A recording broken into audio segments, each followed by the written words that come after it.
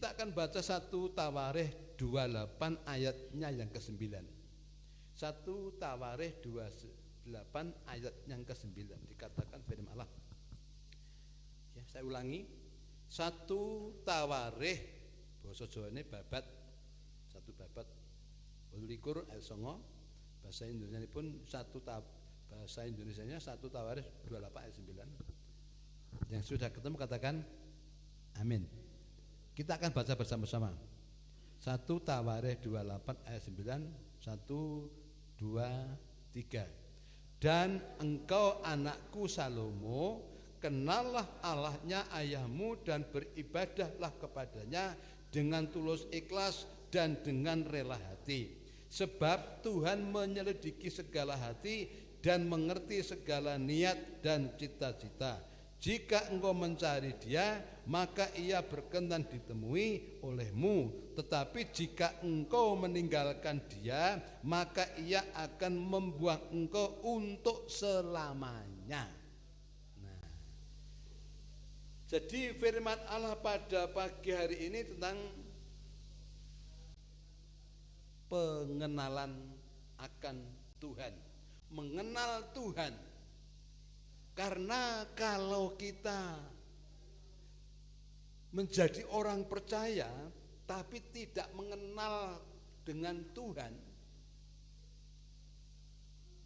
kita ini melakukan seperti ini, ibadah juga melayani dan lain sebagainya ini tanpa mengenal dengan Tuhan, ini sia-sia. Kita akan mendapatkan kerugian. Sebab apa? Sebab tanpa kita mengenal Tuhan, kita hanya sekedar melakukan rutinitas saja, kebiasaan saja. Jadi tidak bisa menyentuh kepada hati kita. Kita tidak bisa langsung kepada Bapa di surga. Karena apa? Tidak mengenal. Jadi ini sangat penting kita memiliki hati yang bisa mengenal akan Tuhan, mengenal akan Tuhan, supaya di dalam kita berdoa, di dalam kita ibadah, di dalam kita melayani, ini bisa maknyes, bisa benar-benar mantap, senang sekali. Karena apa? Kita mengenal dengan Tuhan kita. Bukannya, itu bahaya. Bahaya itu maksudnya tidak enak itu kalau kita menyembah Tuhan dengan yang kita sembah kita tidak kenal. Nah itu bagaimana? Karena tidak kenal, tidak soparoh, tidak saling menyapa, loh tidak kenal. Nah, jadi supaya kita ini sebagai orang-orang percaya bukan sekedar stok orang percaya, tapi orang percaya yang betul-betul mengenal akan Tuhan. Amin Bapak Ibu. Supaya kita mengenal akan Tuhan. Loh, mengenal akan Tuhan itu tidak ditandai yang penting sudah berapa puluh tahun menjadi orang Kristen, walaupun sudah puluhan tahun toh, 50-an tahun toh, tetapi kalau belum mengenal Tuhan, hidupnya cuma biasa-biasa, itu belum bisa mengenal akan Tuhan. Bukan bisa diukur dengan lama dan sedikitnya, tinggal hatinya bagaimana responnya kepada Bapa di surga. Dan juga bukan ditandai orang yang takut akan Allah itu yang rumahnya dikasih salib, di dinding banyak salibnya, atau di depan rumah ada salibnya, itu sudah tandanya mengenal Tuhan. Belum tentu. Orang yang aktif ibadah belum tentu, sekalipun itu juga penting. Tapi belum satu tanda itu mengenal akan Tuhan. Nah, kita akan mengerti tandanya hidup orang percaya itu mengenal Tuhan itu apa? Baca dalam kitab 1 Yohanes 2 ayat dan 3 dan 4. Ayat dibacakan 1 Yohanes 2 ayatnya yang ke 3 dan 4 dikatakan firman Allah 1 Yohanes 2 ayat 3 dan 4. Ini tandanya mengenal Tuhan. Dan inilah tandanya, perhatikan baik-baik. Dan inilah tandanya bahwa kita mengenal Allah, yaitu jikalau kita menuruti perintah-perintahnya. Tandanya mengenal Allah apa Bapak Ibu? Menuruti perintahnya, itu tandanya. Bukan lama menjadi orang Kristen, sekalipun puluhan tahun perintahnya itu coba didengar saja, nggak dilakukan, itu belum mengenal Allah. Tandanya itu kalau orang percaya itu mengenal Allah adalah menuruti apa yang menjadi perintah-perintahnya, itu bukan diabaikan tapi dilakukan. Itu tanda, salah satunya tanda orang itu sudah mengenal kepada Tuhan. Nah, ini ayat yang keempat. Barang siapa berkata, aku ini mengenal dia loh, aku ini mengenal Tuhan, tapi ia tidak menuruti perintahnya, ia adalah seorang pendusta. Seorang apa Bapak Ibu? Pendusta. Dusta itu apa? Dosa enggak? Dusta itu apa? Bohong itu dosa. Dusta, bohong itu dosa. Dikatakan ia adalah seorang pendusta dan di dalamnya tidak ada kebenaran. Di dalam hatinya belum ada kebenaran. Karena apa? Perintahnya itu masih tidak diabaikan, cukup didengar saja, hilang. Kalau ya sudah ada tandanya mengenal Allah itu setelah mendapat keperintah. Minggu mendapat keperintah Tuhan, Senin, Selasa sampai Sabtu lakukan. Nah, ini tandanya orang itu adalah mengenal Allah. Nah, kalau mengaku sudah mengenal Tuhan, tapi perintahnya itu tidak dilakukan, itu adalah seorang pendusta atau bohong, tidak benar di hadapan. Di dalam hatinya tidak ada kebenaran, yang ada ketidakbenaran yang disiman. Jadi mari kita bersama-sama kita bagaimana kita mengenal Allah dengan benar, supaya apa? Kita ini menjadi orang percaya. Pokoknya saya rindu sekali datang kepada Bapak Ibu semuanya, jangan sampai kita ini menjadi orang Kristen sudah puluhan kok tidak mengenal Tuhan. Jangan sampai.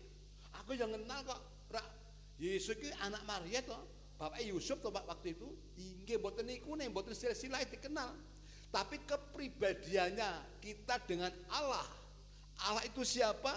Kita mengenal itu berarti mengetahui, mempercayai kekuasaannya, kasihnya dan berkatnya, anugerahnya. Kita mempercayai, tidak meragu-ragu, dia yang berkuasa. Nah, kalau kita sudah mengenal Allah dengan benar, nah inilah yang dikehendaki oleh Allah. Kita mengenal Tuhan. Itu sangat benar.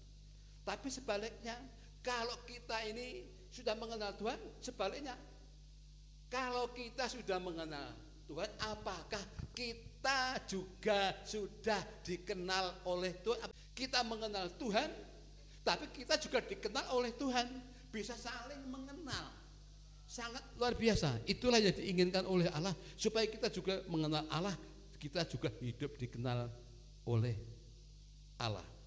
Nah, sekarang Bapak yang kami cintai di dalam Tuhan, bagaimana kita bisa melakukan hal ini? Kita bisa mengenal, juga bisa dikenal oleh Allah.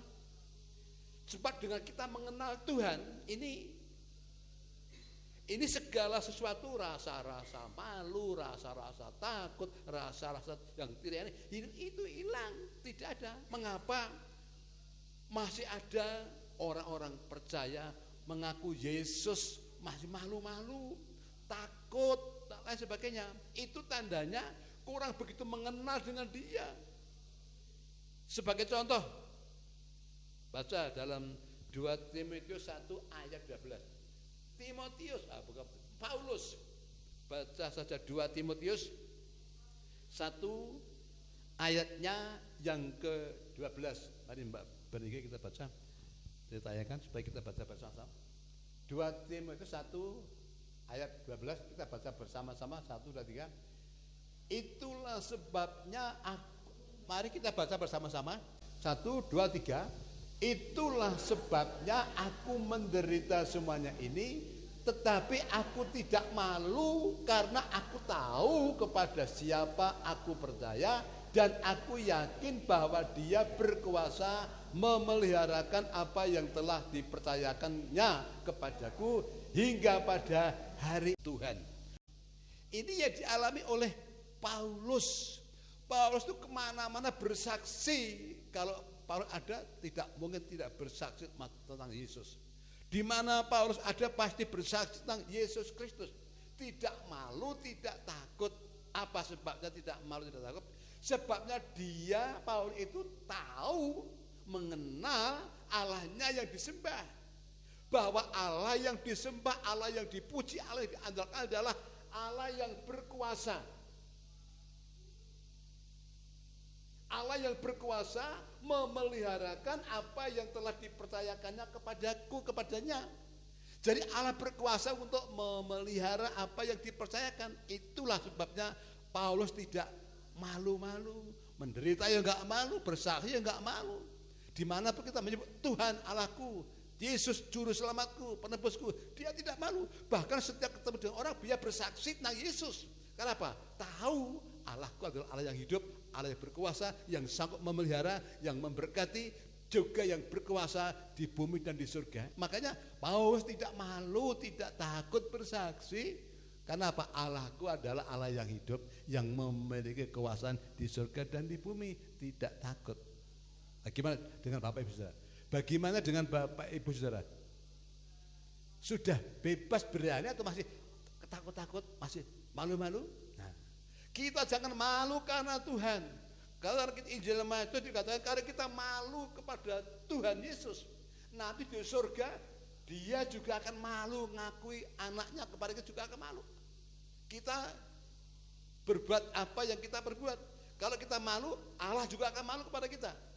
Tapi kalau kita tidak malu, Allah juga tidak malu mengangkat kita sebagai anaknya. Jadi kita akan menerima apa yang kita perbuat. Kalau kita malu dengan Tuhan, juga Tuhan akan malu dengan kita. Tapi kalau kita tidak malu mengakui Yesus di dunia ini, Allah juga akan tidak malu untuk mengakui kita sebagai anak-anaknya yang layak menerima warisan hidup kekal di surga yang mulia. Makanya jangan malu. Bagaimana supaya kita tidak malu? Kita mengenal dengan dia dengan benar.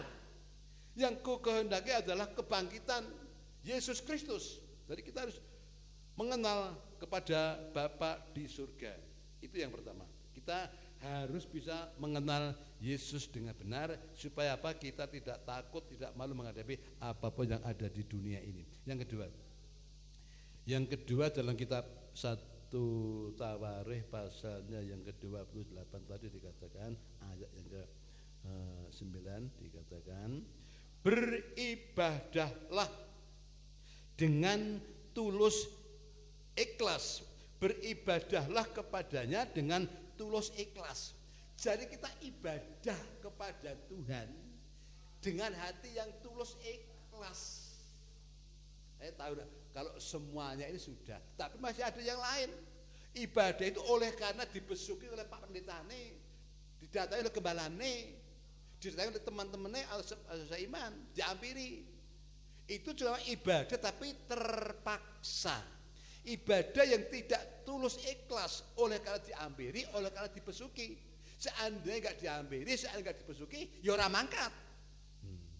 Jadi ibadah ini bukan karena terpaksa, tapi ibadah itu merasa butuh ibadah kepada Tuhan. Ibadah ini seperti kebutuhan kita, seperti makan. Makan setiap hari kan enggak ada yang maksa-maksa. Oh, ora usah dipaksa, wayahe luwe mesti dahar. Nah, niki ibadah atau menika. Ibadah suatu kebutuhan kita. Nah, ini bisa kita lakukan kalau kita mengerti arti dari ibadah ini. Jadi kita beribadah kepada Tuhan ini supaya kita tidak hanya secara terpaksa. Nah, saya ulangi. Firman ini dari Daud kepada Salomo. Daud dan Salomo ini suatu latar belakangnya, Daud adalah seorang penggembala. Terus Salomo itu seorang yang bijaksana, karena Salomo ini tidak ada orang yang seperti Salomo sebelum Salomo. Sesudah Salomo pun juga tidak ada yang seperti Salomo. Jadi pada waktu dia telah membangun bait suci, itu Allah pesan seperti ini. Supaya Salomo ini adalah mengenal Allahnya, kenalah Allah bapakmu, kenalah Allah ayahmu, supaya mengenal. Mengapa itu dipesankan? Karena itu penting. Karena penting. Supaya anaknya ini tidak sekedar asal-asal, tapi betul-betul mengenal Allah orang tuanya, mengenal Allah ayahnya. Sehingga bisa menikmati sesuatu yang baik oleh karena apa? Dia mengenal kepada Tuhan. Nah, salah satunya tadi yang pertama kita harus mengenal. Karena kalau kita tidak mengenal, Paulus katakan banyak yang malu, banyak yang takut. Tapi Paulus tidak mengalami takut dan malu oleh karena dia mengenal Allah dengan benar. Yang kedua, supaya kita beribadah itu bukan karena seolah-olah terpaksa. Ini suatu kebutuhan kita. Kita ibadah, kita hidup di dunia ini sebagai umat titah Tuhan, ciptaan Allah ini, kita wajib kita beribadah, memuji ngabekti marang ingkang nyiptakaken kula kalih panjenengan, yang menciptakan kita. Kita perlu ibadah. Dan kita belajar, pernah saya sampaikan, sebetulnya sakleresipun ibadah menika siapa toh yang butuh? Nah, ada yang kan Tuhan membutuhkan kita harus ibadah. Enten pangingatan tidak ada, itu enggak benar. Tuh Gusti butuhke aku supaya aku berbakti, aku ke gereja. Itu bukan kehendak Tuhan, bukan yang butuh itu Tuhan. Nek Tuhan itu Allah yang Maha Kuasa itu, kita puji, kita sembah, kita muliakan, kita agungkan, kita layani. Dia itu tetap Allah yang Maha Kuasa. Seandainya kita ini tidak berbakti, tidak beribadah, tidak memuji, tidak menyembah, apakah Yesus tidak menjadi Allah? Tetap Allah, tetap Tuhan. Justru kita yang binasa, yang celaka. Kita tidak berbakti, tidak menyembah, tidak memuji, tidak taati kepada perintahnya, kita yang binasa. Jadi ibadah seperti ini setiap minggu itu, yang butuh itu bukan Tuhan. Yang butuh itu adalah kita semua. Tak nyempatke waktu, tak mengutamakan Tuhan, aku tak menerima ajarannya, didikannya, kasihnya, datang ninggalke kerepotannya, ninggalke daleme, ninggalke pedamanipun, nyempatke tak sowan Gusti. Nah niki yang butuh itu kita butuh Tuhan. Aku tak perlu nyaket apa ya sing didhawuhke Gusti marang aku, tak estokne, tak tindakne. Nah ini yang butuh itu kita. Kita perlu ibadah kepada Tuhan. Bukan Tuhan yang perlu kita, tapi kita yang perlu Tuhan. Makanya ibadah itu tidak ada usaha maksa-maksa, merasa butuh atau tidak. Nah sudah merasa butuh, nah ini ya betul, ini ya benar. Supaya ibadah itu bukan karena dipaksa, bukan karena dibesuki oleh teman, oleh saudara, oleh gembala, tapi memang merasa butuh. Ini bisa kita ketahui kalau kita bisa lakukan kalau kita ini mengerti ibadah. Karena dikatakan Paulus juga, Timotius dikatakan, latihan jasmani itu pergunaannya sedikit. Tetapi kalau kita ibadah kepada Tuhan, itu adalah ibadahnya urip ning alam donya wis ana gunane. Wis bubar donya urip ning jaman akhirate ana gunane. Dadi duwe fungsi, gunane niku di dunia berguna, di alam kekal juga berguna, sangat berguna. Tapi kalau olahraga sekalipun itu juga perlu baik untuk menjaga kesehatan, itu juga berguna selama di dunia ini. Sudah meninggal sudah enggak ada artinya. Tapi kalau beribadah di dunia, orang yang beribadah sangat berguna. Hidupnya teratur, hidupnya terarah, hidupnya penuh dengan kesetiaan, ketekunan, kebenaran, ketekunan, kesetiaan, kekudusan. Orang ibadah seperti itu. Nah, kalau sudah di stop hidupnya di dunia, pindah ke surga, ini sangat bermanfaat. Sebab selama hidup di dunia beribadah, akhirnya di sana seperti tadi Allah tidak malu mengaku kita sebagai anaknya. Jadi kita bisa bersama-sama dengan Tuhan. Jadi ibadah itu berguna di dunia dan di akhiratnya beribadah. Makanya jangan sampai sekali-kali kita meninggalkan hari Sabat atau ibadah, karena ini sangat penting di dunia dan di akhiratnya. Itu yang kedua. Dalam 1 Timotius 4 ayat 8 itu dibaca seperti itu. Latihan badani sedikit gunanya, tapi ibadah itu berguna di dunia dan di akhiratnya. Nah, sekarang yang ketiga. Yang ketiga, kita ini bagaimana supaya kita berkenan bahwa Allah ini siap sedia ditemui dalam kitab dalam 1 Tawarikh pasal yang ke-28 tadi dikatakan ayatnya yang ke-9 dalam ayat berikutnya, bahwa Allah ini adalah Allah kita ini adalah yang menyelidiki segala hati dan mengerti segala niat hati dan cita-cita kita. Jadi Tuhan itu senantiasa mengerti atau menyelidiki apa yang kita simpan dalam hati. Bila kita beribadah seperti Allah itu mirsani kewontenanipun manah kula kalih panjenengan. Ada kerinduan atau cuma kebiasaan atau cuma karena diperintah atau dibesuki. Ini Allah yang tahu. Allah yang tahu mengetahui keberadaan kita. Allah menyelidiki hati kita, mengerti segala niat hati kita dan cita-cita kita. Jika engkau mencari Dia, maka Ia akan berkenan ditemui. Jadi kalau kita mencari Dia itu, Dia akan sedia ditemui, bukan sembur atau bukan nyimpang, tidak, siap ditemuinya. Coba baca Yesaya pasal yang ke-55 ayatnya yang ke-6 dikatakan firman Tuhan. Yesaya pasalnya yang ke-55 ayat yang ke-6 dikatakan firman demikian, carilah Tuhan selama Ia berkenan ditemui, berserulah kepadanya selama Ia dekat. Carilah Tuhan selama Ia berkenan.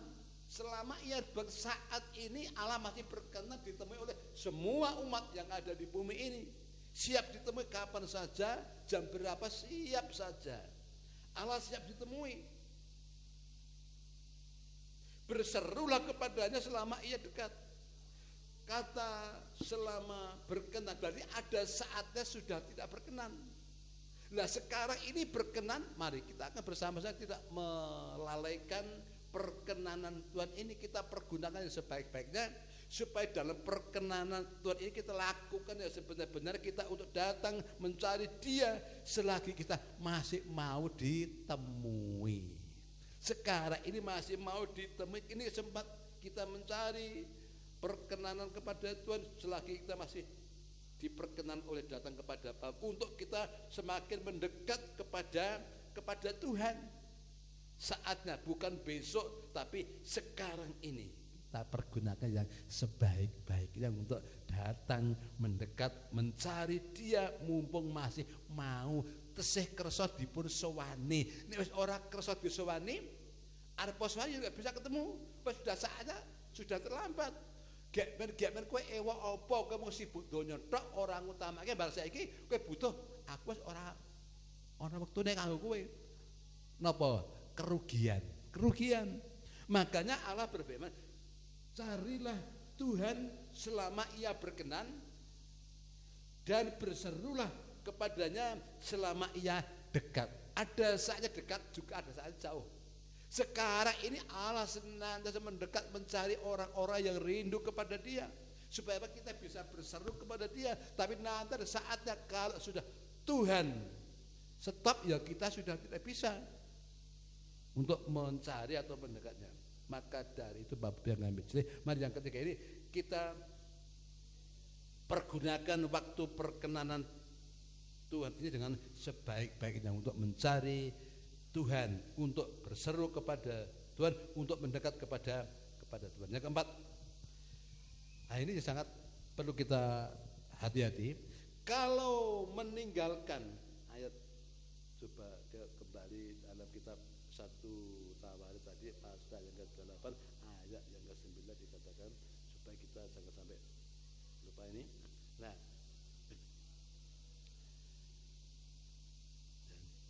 Jika engkau mencari Dia, maka Ia berkenan ditemui olehmu. Tetapi jika engkau meninggalkan Dia, jikalau engkau meninggalkan Dia,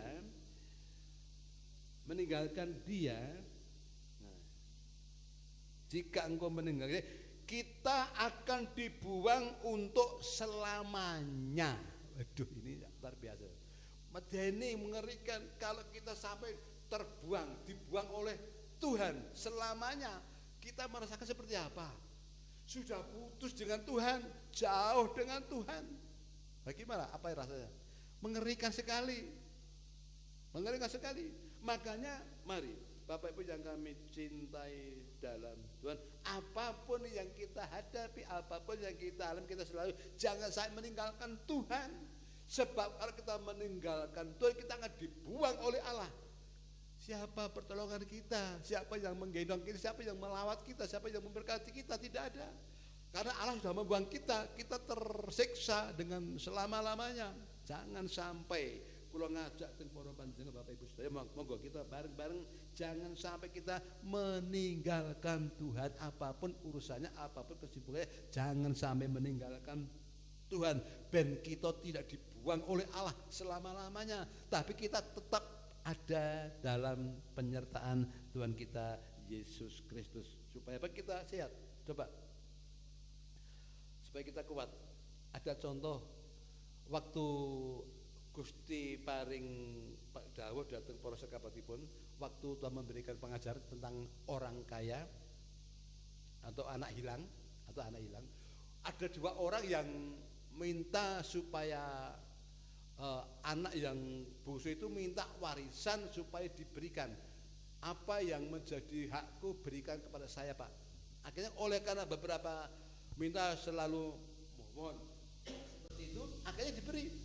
Setelah hak waris saya diberi, dia pergi meninggalkan Tuhan, meninggalkan bapaknya. Nah, oleh karena hartanya banyak, dalam bepergian itu ya selalu berpoya-poya. Pak, uangnya banyak, punya dapat warisan yang begitu besar, wah suka-suka. Tapi namanya uang akhirnya lama-lama bisa habis. Setelah habis ledis, akhirnya apa? Mengalami jarak jauh dari orang tua, mengalami kekurangan. Sampai oleh karena makan saja repot tidak bisa, dan akhirnya apa, buruh bekerja memberikan makan babi. Oleh karena tidak ada makanan, terpaksa saking lapernya sampai makan babi yang seharusnya dikasihkan babi itu dimakan duluan. Karena apa? Saking lapernya. Nah, terus mikir, oh iya, saya di sini ini seperti ini keberadaanku, makan saja tidak ada, sedangkan orang tuaku di rumah punya pembantu, punya tenaga kerja, hartanya banyak. Wah, lebih baik daripada aku di sini menderita, aku tak kembali saja pulang kepada orang tuaku. Nah, dia pulang kepada orang tuanya, dari jauh sudah datang nangis. Nah, orang tuanya itu juga tidak menolak. Kelihatan dari jauh itu anaknya datang, langsung dipanggil, langsung dikasih, dipakai alih-alih, dipakai baju, pakai sepatu, komplit, disayang. Nah ini salah satu contoh anak yang hilang, yang meninggalkan Allah itu, meninggalkan orang tuanya itu akan menerima penderitaan yang begitu luar biasa. Tapi setelah datang mendekat itu juga Allah, bapaknya, orang tuanya itu juga sangat mengasihinya, juga dirangkul, disambut dengan sukacita, disambut dengan senang.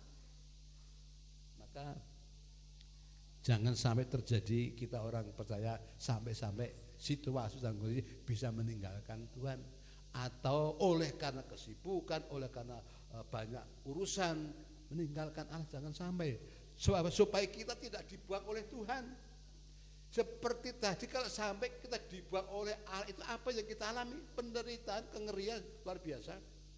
Mari Bapak Ibu yang kami cintai dalam Tuhan, kita akan bersama-sama memiliki hati yang mengenal Allah. Supaya apa? Kita ini merasakan enak di dalam kita melakukan perintah Tuhan, juga kita akan melakukannya. Oleh karena tandanya kita mengasihi itu, kita melakukan perintah-perintahnya. Jadi kita akan berusaha bagaimana supaya kita bisa mengenal Tuhan. dengan benar, dan bagaimana kita bisa dikenal oleh Allah Bapa kita, Tuhan Yesus Kristus juga mengenal kita. Jadi kita mengenal, kita juga dikenal, dan akhirnya kita kepada Bapa di surga itu bisa saling mengenal. Akhirnya luar biasa, berkat-berkat yang milik Bapa di surga juga milik kita semuanya. Mari kita berdoa untuk